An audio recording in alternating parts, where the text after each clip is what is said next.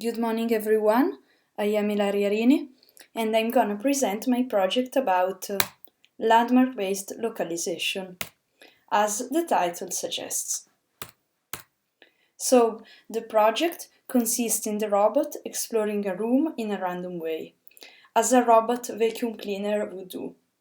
The difference is that in this case there is a marker on a wall as a point of reference, and whenever the camera of the robot detects such marker, the robot moves back to its charging base. To be more precise, since I'm using the gazebo simulator, which takes time to load, and I'm not in a real room, I used a very simple design, so the objects on the space are really simple shapes like cubes or cylinders or so. Moreover, the marker used is an AR tag. The charging base is simply a specific white square on the ground, and to simplify the return to base phase, the area between the marker and the base is empty of obstacles. First of all, I am describing you the first step of the project. This consists in building the gazebo world as a room with objects spread around. Then, to delimit the space with some walls, to put a marker on one object, and the ID, the pose and the size of the marker have to be specified and fixed.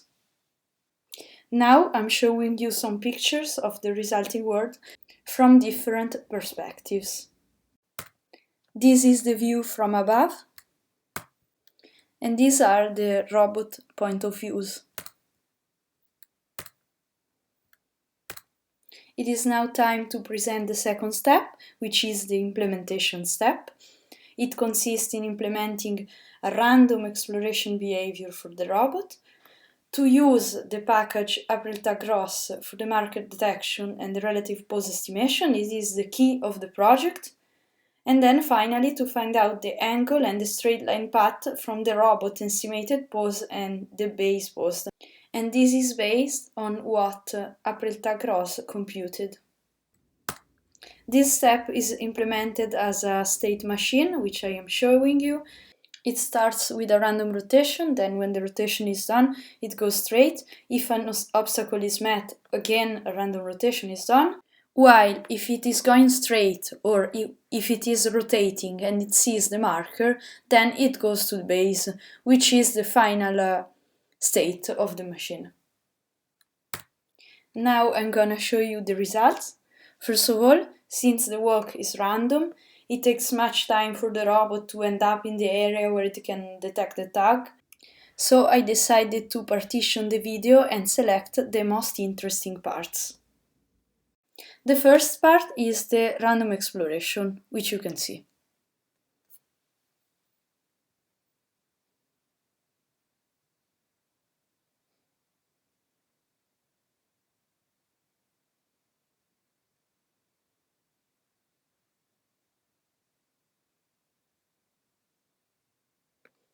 This was very easy. Now let's see one detection.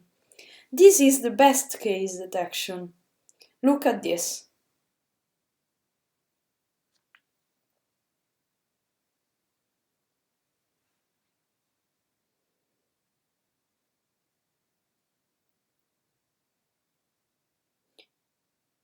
You can see that in this example, the pose is estimated in a very good way, meaning that the robot returns to the center of the base. But pay attention that this was the best case, because the robot, when it detected the marker, it was really orthogonal to it, so it saw it in a very good way. Let's move then to the worst case. Here, as you can see from the picture, the robot is not orthogonal to the marker. You can see the perspective as the detection occurs. Moreover, the colored borders and the center of the marker, which are done by the AprilTagRoss package, show that the tag was detected correctly. Let's see what happens in this case.